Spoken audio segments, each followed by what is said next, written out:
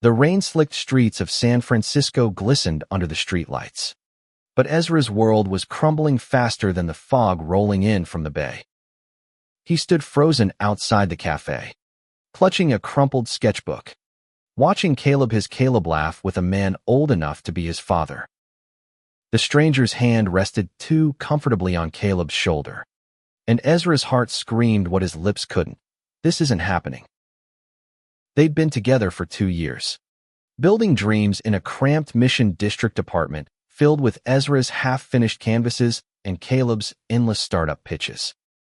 Ezra, 24, was a painter, his hands always stained with color, his heart stitched to Caleb's ambition. Caleb, 26, was a hustler with a smile that could sell ice to a blizzard, always chasing the next big deal. They were opposites, Ezra's quiet passion balancing Caleb's relentless drive, but they fit. Or so Ezra thought until tonight, when he followed Caleb here after a cryptic text, "Need to talk. Meet me at Bluebird Cafe. 8 p.m. Ezra hadn't meant to spy. He'd come to surprise Caleb, maybe steal a kiss under the cafe's neon sign. But now, through the fogged-up window, he saw Caleb lean closer to the stranger, their heads bent together like conspirators. The man wore a tailored suit, his silver hair gleaming, exuding wealth and control. Ezra's stomach twisted. This wasn't just a meeting. This was something else. He pushed through the cafe door, the bell jingling like a warning. Heads turned, but Caleb's eyes locked onto Ezra's, wide with guilt. "Ezra, what are you?" Caleb stammered, but the older man cut him off with a smooth, "Well, who's this?" "Ezra," he said, voice shaking but firm. "Caleb's boyfriend. And you are." The man's smile was a blade. "Vincent Harlow. A business associate." His tone dripped with something unspoken, and Ezra's gut churned. Caleb's silence was louder than any confession. "Business." Ezra's eyes flicked to Caleb, who wouldn't meet his gaze. "Then why's your hand on his arm like you own him?" Vincent chuckled, unfazed. "You're spirited. I like that." "Caleb, you didn't mention your boyfriend was so fiery." Caleb finally spoke, his voice low. "Ezra, let's talk outside." Outside, the rain had stopped, but the air felt heavier. Caleb paced, his polished shoes scuffing the pavement. "It's not what you think," he started, but Ezra cut him off. "Then explain it." "Caleb, because it looks like you're selling more than your startup to that guy." Caleb flinched. "Vincent's an investor. He's got connections, real money. Ezra, the kind that could make my app go global. I didn't tell you because I knew you'd overreact." "Overreact?" Ezra's laugh was bitter. "You're cozying up to some rich creep, and I'm supposed to just smile." "He's not a creep. He's powerful. And yeah, he likes me. So what? It's just business." Caleb's eyes darted away, and Ezra saw the lie in the way his jaw tightened. "Business doesn't look at you like your dessert." Ezra snapped. "What's he giving you?" "Caleb, a penthouse, a car, or just the promise of something you think I can't give you." Caleb's silence was a knife.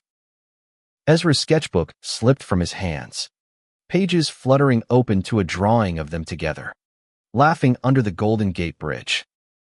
He'd sketched it last week, high on love. Now it felt like a relic. "I'm not enough for you, am I?" Ezra's voice cracked. "You're chasing his money, his world. What about us?" Caleb finally met his eyes, and the guilt there was unbearable. "Ezra, I love you. But love doesn't pay for servers or get me into boardrooms. Vincent can. I'm doing this for us." "For us." Ezra stepped back, rain soaking his hoodie. "You're doing this for you." Caleb reached for him, but Ezra jerked away. Don't. Just don't. He turned and walked into the fog, each step heavier than the last.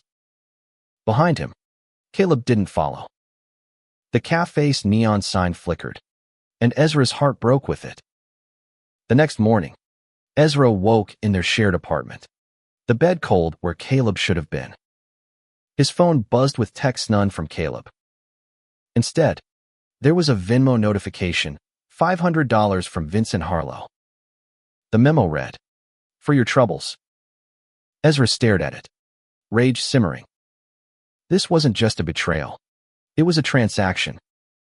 He threw on a jacket and headed to the studio where he painted, a tiny loft above a taqueria. The smell of sizzling carne asada usually comforted him, but today it turned his stomach. He needed answers. If Caleb was slipping away, Ezra wouldn't let go without a fight.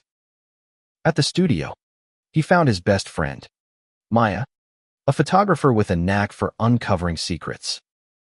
She was editing photos, her locks tied back, her eyes sharp. "You look like hell," she said, tossing him a coffee. "Caleb's cheating." Or worse. Ezra spilled everything: the cafe, Vincent, the money. Maya's face darkened. "Vincent Harlow. That guy's bad news. Old money. Older habits. I shot an event at his mansion last year. Creepy vibes. Ezra. He collects people, not just art." Collects. Ezra's voice trembled. "What's that mean?" Maya leaned closer. "He finds young guys like Caleb ambitious, broke, desperate for a break. He dangles cash, connections, whatever they want. Then he owns them. Caleb's not the first." Ezra's hands shook as he gripped the coffee. "Why didn't he tell me?" "Because he's ashamed. Or he's in too deep." Maya pulled up her laptop. "Let's dig. If Vincent's playing games, we'll find the rules." They spent hours scouring social media, public records, anything that could expose Vincent's world. Maya found a private X account linked to Vincent, filled with cryptic posts about new acquisitions and photos of young men at lavish parties. One blurry image showed Caleb, champagne in hand, Vincent's arm around him. Ezra's chest tightened. "He's already in." "Not yet," Maya said. "We can pull him out. But you need to decide. Ezrado, you save him, or save yourself." Ezra stared at the photo, Caleb's smile a ghost of the man he loved. He didn't know the answer yet, but he knew one thing: Vincent Harlow wasn't going to win. Ezra's fingers hovered over his phone, the urge to call Caleb warring with the fire in his chest. He wanted to scream, to demand answers, but Maya's words echoed, "Save him, or save yourself." He wasn't sure he could do either, but sitting still wasn't an option. The studio's fluorescent lights buzzed overhead as he and Maya dug deeper into Vincent Harlow's world, each click unraveling a web of wealth and manipulation. Maya's laptop glowed with new findings. Vincent wasn't just an investor. He was a kingpin of San Francisco's elite, his name tied to tech startups, art galleries, and whispered scandals. A public records search revealed his Pacific Heights mansion, worth $15 million, and a string of LLCs hiding his assets. But it was the X posts that chilled Ezra, most anonymous accounts hinting at Vincent's private parties, where young men traded dignity for opportunity. "Look at this," Maya said, pointing to a grainy photo of Vincent at a gala, Caleb at his side in a borrowed suit. The caption read, "New star in the constellation." This was posted last week. Caleb's already on display. Ezra's throat tightened. "He's not a trophy. He's mine." Maya raised an eyebrow. "Is he? You saw him last night. He's choosing this." Ezra wanted to argue, But the memory of Caleb's silence outside the cafe burned. Instead, he grabbed his sketchbook, flipping to a blank page. Drawing was how he made sense of chaos. And right now, his world was a storm. His pencil scratched out Caleb's face, those sharp cheekbones, that hesitant smile, then Vincent's, his eyes cold and calculating. The lines bled anger, love, betrayal. Maya watched, her voice softening. "You're not giving up on him, are you?" "I don't know," Ezra admitted. "But I need to see him. Face to face." Maya nodded. "Then we crash Vincent's world. He's hosting a fundraiser tomorrow night, some tech bro charity thing at his mansion. Caleb will be there. I've got a +1 from my last gig. You in?" Ezra's heart raced. In. The next night, Ezra stood outside Vincent's mansion, feeling like an imposter in a borrowed blazer. The Pacific Heights estate loomed like a fortress, all glass and stone, with valets parking cars worth more than Ezra's life. Maya, in a sleek black dress, handed him a fake press badge. "Act like you belong," she whispered. "And don't punch anyone. Yet." Inside, the air smelled of money, cologne, champagne, and polished wood. Tech moguls and socialites mingled, their laughter sharp as glass. Ezra scanned the crowd for Caleb, his pulse hammering. He spotted him near a grand staircase, looking polished but uneasy, Vincent's hand on his lower back. Ezra's fists clenched. "Easy," Maya murmured, steering him toward a bar. "We need dirt, not a scene." But Ezra couldn't tear his eyes away. Caleb looked different, his usual spark dimmed, like a star losing its light. Vincent leaned in, whispering something that made Caleb's smile falter. Ezra wanted to storm over, but Maya's grip on his arm held him back. "Let's work the room," she said. "Find someone who'll talk." They split up, Ezra weaving through the crowd, his fake badge earning him nods from strangers. He overheard snippet stock tips, yacht plans, and then a hushed conversation behind a marble pillar. Two men, both in their 50s, were laughing about Vincent's hobbies. "He's got a new one," one said, sipping scotch. "Some startup kid. Thinks he's the next Elon." The other smirked. "They all do. Until Vincent gets bored." Ezra's blood ran cold. He slipped closer, pretending to admire a painting. The first man continued. "Kid's app is decent, but Vincent's not funding it for the code. He's got other plans." "Like what?" Ezra interrupted, his voice steadier than he felt.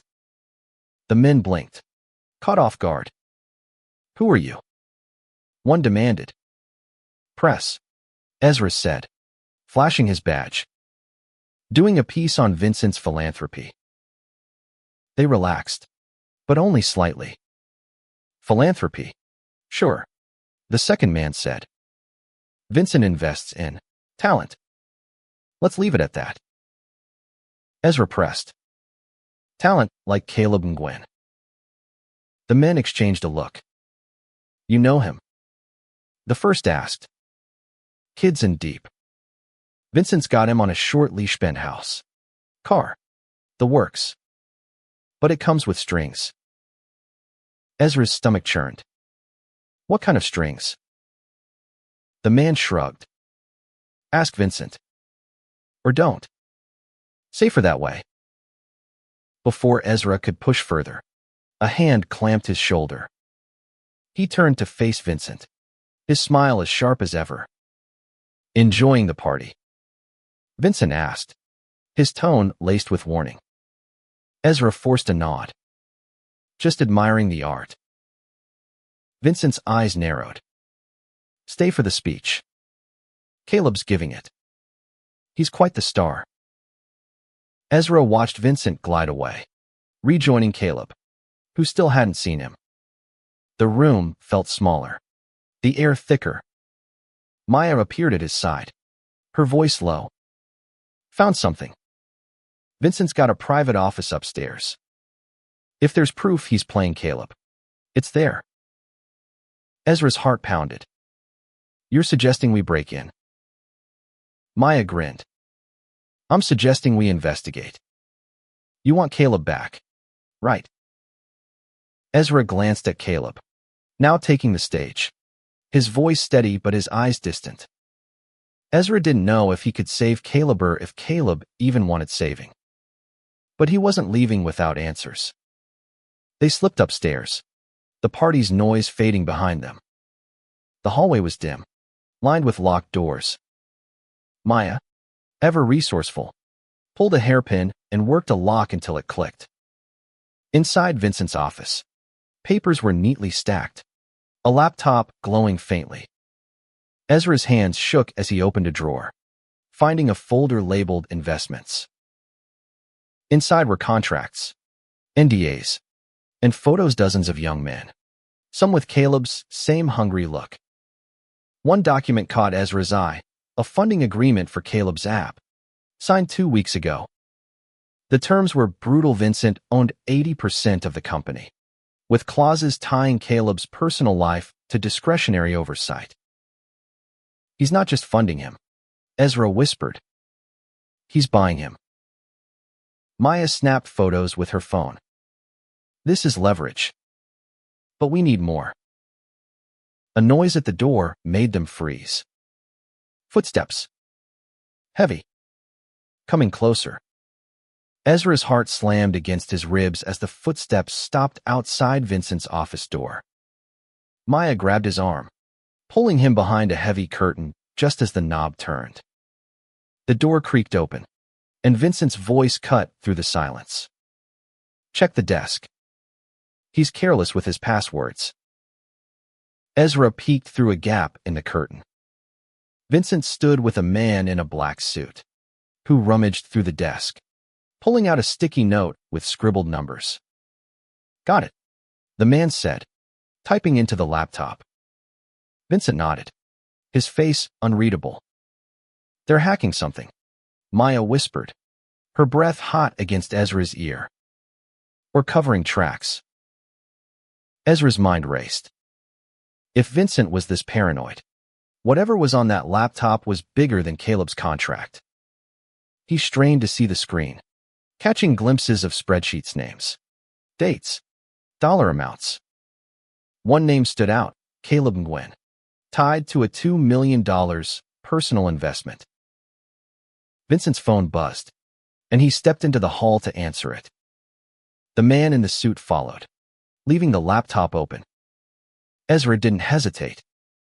He darted to the desk, Maya hissing, Are you crazy? We need this, Ezra said, plugging a USB drive from Maya's bag into the laptop. He copied files as fast as the ancient device allowed, his pulse deafening. The screen showed emails, bank transfers, and a folder labeled Assets.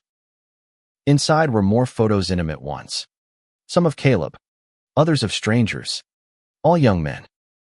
Ezra's stomach lurched. Hurry, Maya urged, watching the door. The USB beeped. Transfer complete. Ezra yanked it out, but as they turned to leave, the door swung open. Caleb stood there, his face pale, eyes wide with shock. Ezra, what the hell are you doing? Ezra froze, the USB burning in his pocket.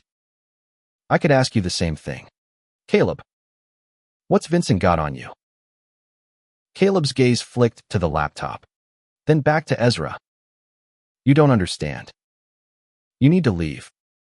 Now. Not until you tell me why you're letting him control you, Ezra said, stepping closer. I saw the contract. He owns you. Caleb's jaw tightened. It's not that simple. He's giving me a future, our future. Our future. Ezra's voice broke. You didn't even tell me. You let him send me money like I'm some problem to pay off. Caleb flinched, but before he could respond, Vincent's voice echoed from the hall. Caleb, where are you? Maya grabbed Ezra's arm.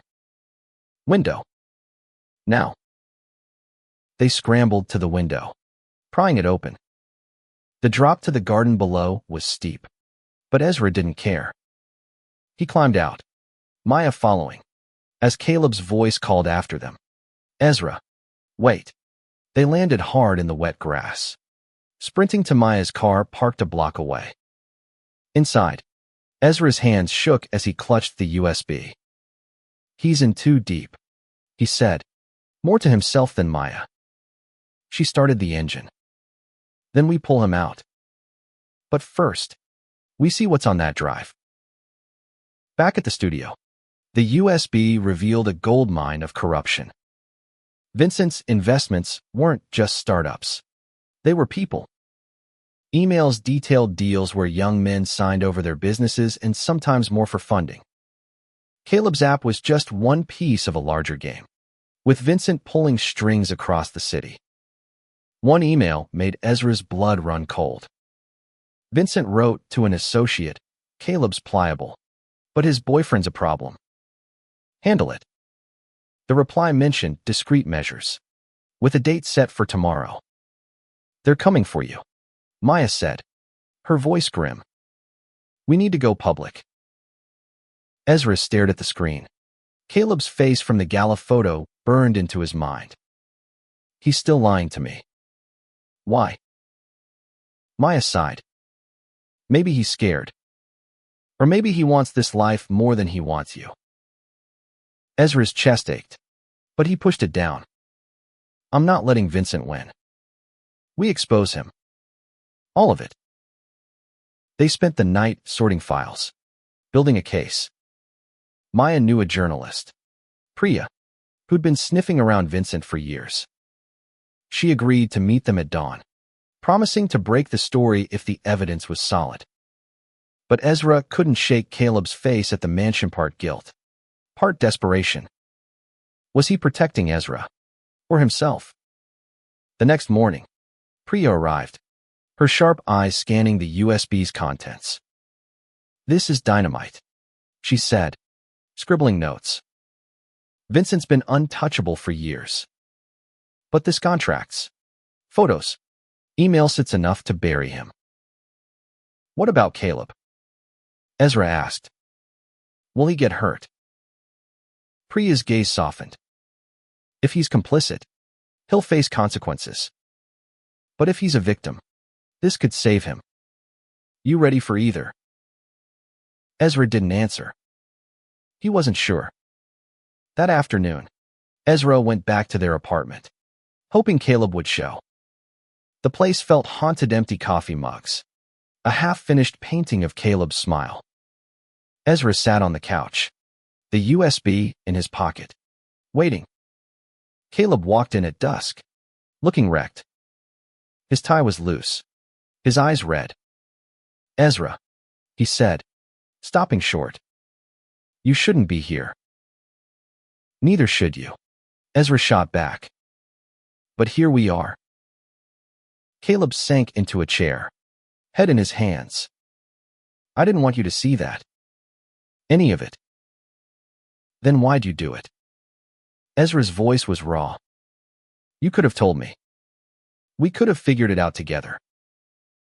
Caleb laughed, bitter. Together. Ezra, you're scraping by on commissions. I'm drowning in debt. Vincent offered me a way out, a real shot. I thought I could handle it. Handle what? Selling yourself. Ezra stood, pacing. I saw the photos. Caleb. The contracts. He's not your savior's your cage. Caleb's eyes flashed. You think I don't know that? I'm trying to protect you. Vincent's dangerous. Ezra. If you keep digging, I'm not scared of him. Ezra lied. But I'm scared for you. Caleb stood, closing the distance between them. For a moment, Ezra thought he might kiss him, like old times. Instead, Caleb whispered. Leave it alone. Please. Ezra's heart broke again, but he held firm. I can't. Not when it's you. Caleb turned away, leaving Ezra alone with the weight of what came next. Ezra sat in the dim apartment, Caleb's plea echoing in his ears, leave it alone. But the USB in his pocket felt like a ticking bomb, and every fiber of him screamed to keep fighting. He loved Caleb, loved him enough to risk everything, but love didn't mean ignoring the truth. Vincent's grip on Caleb was tightening, and Ezra wasn't about to let him disappear into that world. He called Maya, who was already with Priya, hashing out the story. Caleb's scared. Ezra told them over the phone. He knows Vincent's dangerous, but he won't walk away. Priya's voice was sharp. Then we move fast. My editors greenlit the story, but we need Caleb's testimony to make it airtight. Can you get him to talk? Ezra hesitated. I don't know. He's different now. Try, Priya said. If he's in as deep as you say, he's got the key to blowing this wide open. Ezra hung up, staring at the painting of Caleb on the easel. The man in the portrait was vibrant, alive, nothing like the hollow version who'd just walked out. Ezra grabbed his jacket and headed to the one place he knew Caleb might go, the pier where they'd had their first date. The Embarcadero was alive with tourists and street performers, the bay sparkling under a rare clear sky. Ezra found Caleb sitting on a bench, staring at the water, a half-eaten pretzel in his hand. He looked small, like the weight of Vincent's world had crushed him. Thought I'd find you here, Ezra said, sitting beside him. Caleb didn't look up. You shouldn't keep chasing me, Ezra. It's not safe. Safe. Ezra's laugh was sharp. You think I care about safe when you're drowning? I know what Vincent's doing. The contracts, the photos, the private parties. I've got proof. Caleb's head snapped up, eyes wide. What proof? Ezra pulled out the USB, holding it like a weapon. Everything. His deals. His threats. He's not just using you. Caleb's using dozens of guys like you. And he's coming for me next. Caleb's face paled. You stole from his office. We investigated, Ezra said. And now we can stop him. But I need you. Caleb. Tell the truth. Come with me to Pryash, the journalist. She can protect you. Caleb shook his head, voice breaking. You don't get it. Vincent's got people everywhere, cops, lawyers, tech CEOs. If I talk, I'm done. My app, my future, everything gone. And if you don't? Ezra grabbed his hand, desperate. You're already gone. The Caleb I love wouldn't let some creep by his soul. Caleb yanked his hand away, standing. You think it's that easy? I'm not like you, Ezra. I can't just paint my feelings and call it a life. I need this. Ezra stood too, anger flaring. You need him. Or his money. Because I'm starting to think you don't know the difference. Caleb's eyes glistened, but he didn't answer. He walked away, disappearing into the crowd, leaving Ezra with nothing but the USB and a sinking heart. Back at the studio, Maya and Priya were ready to publish. The evidence was damning. Vincent's empire was built on coercion, with contracts that read like blackmail. But without Caleb's voice, it was just documents and photos. Priya needed a human story to make the world care. He's scared, Ezra said, pacing. He thinks Vincent's untouchable. He's not, Priya said, her voice steel. I've got a contact at the DA's office. If we break this story, they'll have to investigate. But we need to move before Vincent knows we're coming. Ezra nodded, But his mind was on Caleb. He couldn't shake the image of him at the pier, lost and alone. What if he was too far gone to save? That night, Ezra couldn't sleep.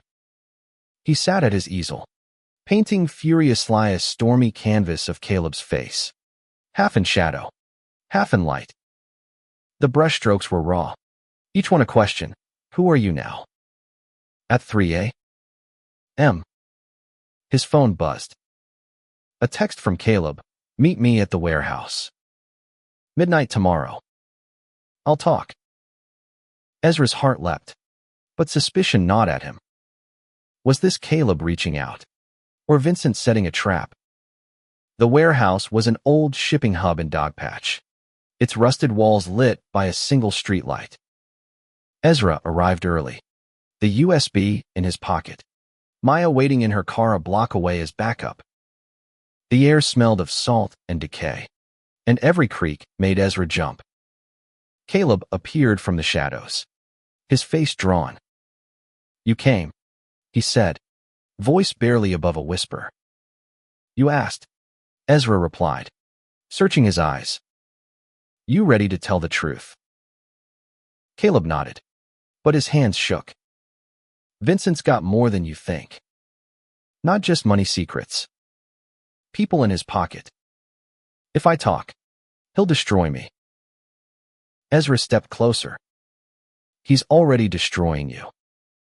I saw the photos. Caleb. The way he looks at you. It's not about your app, it's about control. Caleb's voice cracked. I know. I thought I could play his game. But I'm in too deep. He's got videos. Ezra. Of me. If I cross him, then we take him down first, Ezra said, gripping Caleb's shoulders. Pre is ready to publish. The DA's waiting. You just have to say yes. Caleb's eyes searched Ezra's, and for a moment, the old spark was there, the boy who'd kissed him under the stars 2 years ago. Okay, he whispered. I'll do it. But before Ezra could respond, headlights cut through the darkness. A black car screeched to a stop, and Vincent stepped out, his smile colder than the bay wind. Vincent's silhouette loomed against the warehouse's rusted walls, his polished shoes clicking on the concrete. Ezra's pulse thundered as he stepped in front of Caleb, shielding him instinctively. Stay back, Ezra warned, his voice steadier than he felt. Vincent's laugh was low. Dangerous. Bold move. Ezra.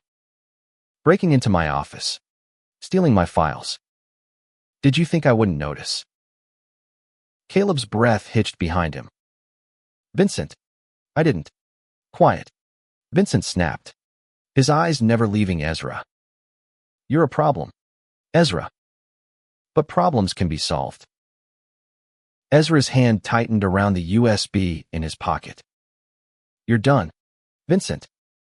We've got everything, your contracts, your emails, your assets. It's over. Vincent's smile didn't waver. You think a few files will stop me? I own this city. And Caleb. He's mine too. Caleb stepped forward, his voice shaking but firm. Not anymore. Vincent's eyes narrowed. A predator sizing up prey. Careful, Caleb. You signed a contract. You know what happens if you break it. Ezra's heart raced. He glanced at Caleb, who looked like he was unraveling. He's not your property, Ezra said, stepping closer to Vincent. And tomorrow, the world's gonna know it. Vincent tilted his head, amused. Tomorrow.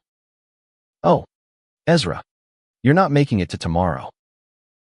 Before Ezra could react, 2 men emerged from the shadows, their faces hard, hands in their jackets. Ezra's stomach dropped. He grabbed Caleb's arm, whispering, "Run." They bolted toward the warehouse's back exit, footsteps pounding behind them. The door was locked, but Caleb kicked it open, the old wood splintering. They stumbled into an alley, the cold air biting their lungs. Maya's car screeched around the corner, headlights blinding. "Get in," she yelled, throwing open the door. Ezra and Caleb dove inside, the car peeling out as Vincent's men reached the alley. Maya floored it, weaving through Dogpatch's narrow streets. "What the hell was that?" she demanded. "Vincent," Caleb gasped, his face ashen. "He knew we were there." Ezra clutched the USB, his mind racing. "He's scared. That's why he's coming after us. We've got him." Maya glanced in the rearview mirror. "Yeah, well, he's got goons. We need to get this to Priano." They met Priya at a 24-hour diner, its neon sign buzzing in the fog. She was already typing furiously on her laptop, the USB's files open. "This is bigger than I thought," she said, her voice low. "Vincent's tied to city officials, even a judge. Caleb, you're the key. You've seen his operation up close." Caleb stared at his coffee, his hands trembling. "If I talk, he'll release the videos.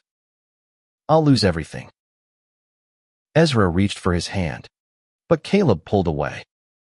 "You won't lose me," Ezra said. "But you have to choose.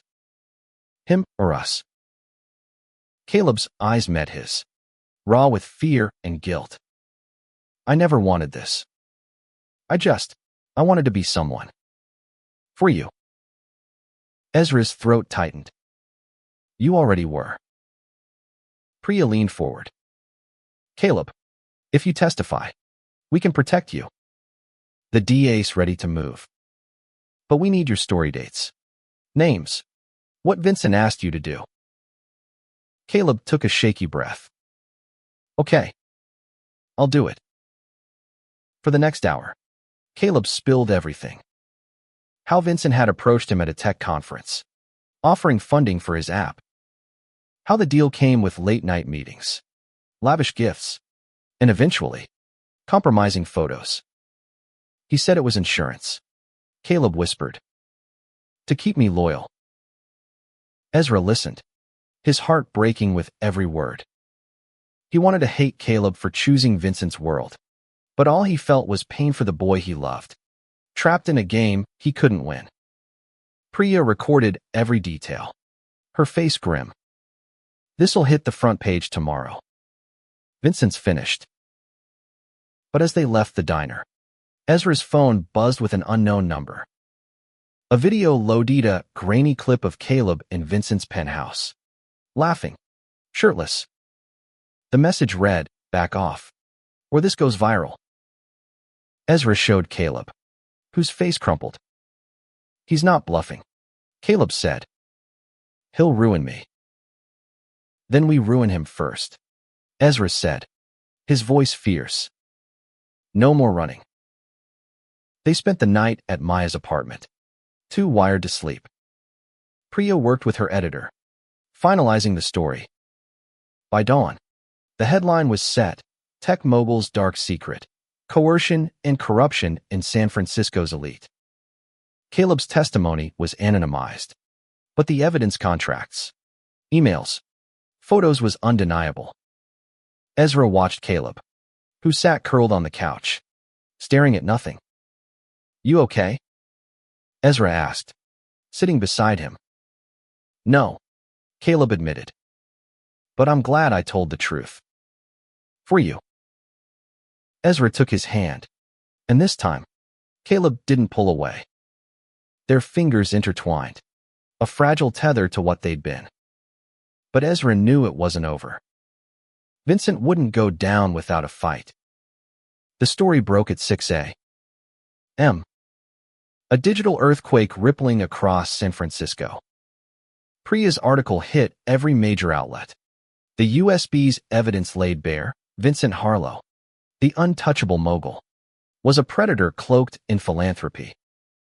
Social media erupted, ex-posts tagging Vincent with hashtags like Harlow Exposed. By noon, the DA announced an investigation. and Vincent's mansion was swarmed with reporters. Ezra and Caleb hid out at Maya's, the TV blaring news updates. Caleb hadn't spoken much since the diner, his eyes glued to his phone, watching the fallout. Ezra wanted to hold him, to promise everything would be okay, but the distance between them felt like a chasm. The video threats still loomed, and Caleb's fear was a living thing. Maya burst in, her phone buzzing. Vincent's gone quiet. No statement. No lawyers. That's not good. Ezra frowned. What do you mean? Guys like him don't just disappear, she said. He's planning something. Caleb's voice was hollow. He'll release the videos. I know him. Ezra's jaw tightened. Then we stay one step ahead. Priya, what's next? Priya, still typing furiously, looked up. The DA's building a case. But Vincent's got friends in high places. We need more witnesses, other guys he's trapped. Caleb, any names? Caleb hesitated, then nodded. There's one. Javier. He was at Vincent's parties. Same deal as me. He got out, but I don't know where he is. Maya grinned. I can find him. Give me a last name. Reyes, Caleb said. He mentioned Oakland last time we talked. Maya got to work, her fingers flying across her laptop. Ezra pulled Caleb aside. You did the right thing. I'm proud of you. Caleb's eyes softened, but doubt lingered. What if it's not enough? What if he ruins me? Then we rebuild, Ezra said, cupping Caleb's face. Together. For the first time in days, Caleb leaned into his touch, and Ezra felt a spark of hope. But it was short-lived.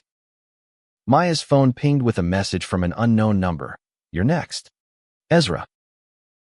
Maya tracked Javier to a community center in Oakland, where he ran art classes for kids.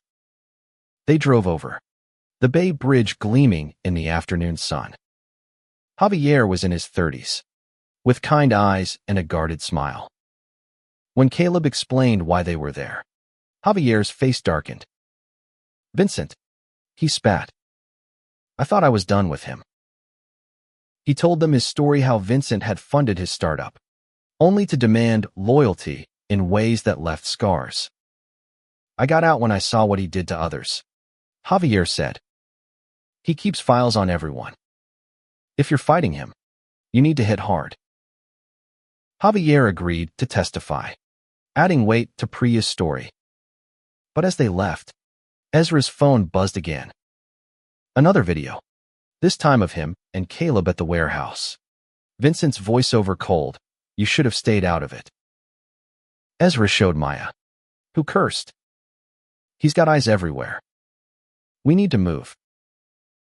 They returned to San Francisco, but the city felt like a trap closing around them. Priya met them at a safe Housia friend's apartment in No Valley. The DA's got enough for a warrant, she said. They're raiding Vincent's mansion tonight. Caleb's face was pale. What about the videos? Priya's expression was grim. If he releases them, we'll counter with the truth. Your story's out there now, Caleb. People are listening. That night, they watched the news from the safe house. Live footage showed police swarming Vincent's mansion, seizing computers and files. But Vincent was gone no trace. No arrest. Ezra's stomach sank.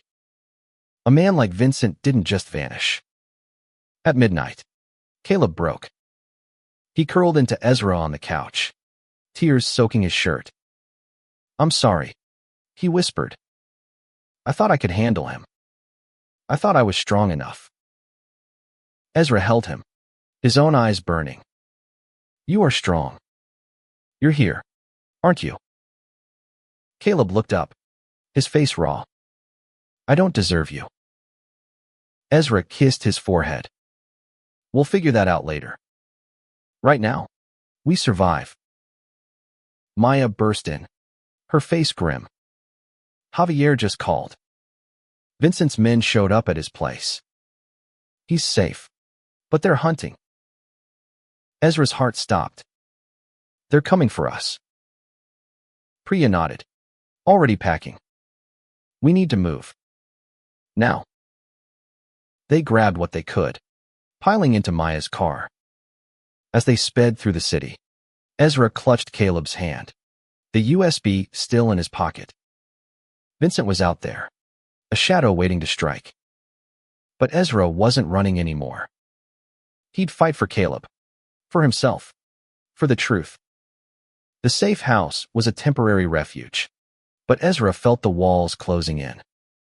Vincent was a ghost, slipping through the cracks of a city he'd owned for years. The news played on a loop. Vincent's mansion raided, his empire crumbling but without him in cuffs. It wasn't over. Caleb sat beside Ezra, silent, his hands fidgeting with a frayed hoodie. Maya and Priya were across the room, strategizing with Javier over a burner phone. We can't stay here, Maya said, her voice tight. Vincent's got too many eyes. Priya nodded. The DA's closing in, but we need to flush him out. Caleb, any idea where he'd go? Caleb's voice was barely audible.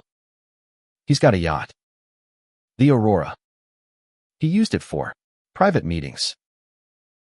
Ezra's stomach twisted, imagining Caleb on that yacht, trapped in Vincent's world. Where's it docked? He asked. Sausalito, Caleb said. He keeps it off the grid. No one checks there.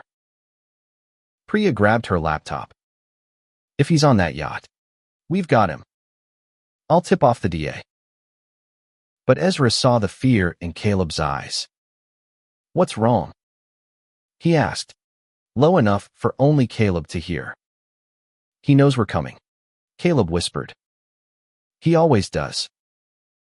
They drove to Sausalito under cover of darkness, the bay's black water reflecting a crescent moon. The marina was quiet, the Aurora a sleek shadow among smaller boats. Ezra, Caleb, Maya, and Priya crouched behind a stack of crates, watching for movement. The DA's team was on its way, but every second felt like a lifetime. There, Maya whispered, pointing to a figure on the yacht's deck. Vincent, unmistakable in his tailored coat, was barking orders at two men loading boxes. He looked rattled, his usual polish fraying. Ezra's hand tightened on Caleb's. We end this tonight. Caleb nodded, but his eyes were haunted. I'm scared. Ezra. So am I, Ezra admitted. But we're doing this together. Priya signaled the DA's team, who crept closer, radios crackling. But before they could move, Vincent spotted them. His shout echoed across the water, and his men drew weapons. Chaos erupted: gunshots, shouts, the screech of tires as the DA's team stormed the dock. Ezra pulled Caleb behind a boat, his heart pounding. Stay down, he hissed. But Caleb shook his head. I need to face him.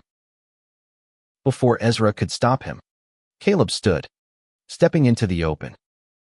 Vincent, he shouted, his voice raw. It's over. Vincent turned, his smile venomous. Caleb, you think you can betray me and walk away? You betrayed me, Caleb shot back.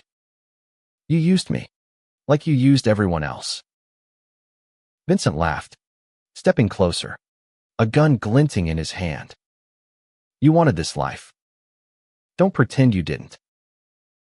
Ezra lunged forward, shoving Caleb behind him. Leave him alone. Vincent's eyes gleamed. The artist. So loyal. So naive. He raised the gun, but before he could fire, the DA's team swarmed, tackling him to the ground. His men surrendered, outnumbered. Caleb collapsed against Ezra, shaking. "It's done," he whispered. Ezra held him, the weight of the night crashing down. "Yeah," he said. "It's done." Weeks later, Vincent was in custody, his empire dismantled. The story dominated headlines, with Caleb's testimony protected under a pseudonym sealing the case. Javier and others came forward, their voices amplifying the truth. The videos never surfaced. Vincent's leverage was gone. Ezra and Caleb moved to a new apartment, a fresh start. The scars remained Caleb's guilt, Ezra's trust, but they were rebuilding. One night, Ezra set up his easel, painting Caleb as he was now, not the polished star of Vincent's world, but the real Caleb, flawed and beautiful. "You don't have to keep saving me," Caleb said, watching him paint. Ezra smiled, brushing color onto the canvas. "I'm not. I'm choosing you." Caleb leaned in, kissing him softly. It wasn't perfect, but it was theirs. The city moved on, but Ezra's art didn't. His next exhibition told their story canvases of love, betrayal, and redemption, each stroke a testament to what they'd survived. The final piece was titled "Took Back My Power," a portrait of Caleb standing tall, the bay behind him, free. At the gallery opening, Caleb squeezed Ezra's hand. "You made me look like a hero," he said. "You are," Ezra replied. "We both are." They stood together, the weight of the past lighter now, their future unwritten, but theirs to shape. Vincent's shadow was gone, and in its place was something stronger, the truth, and the love that carried them through.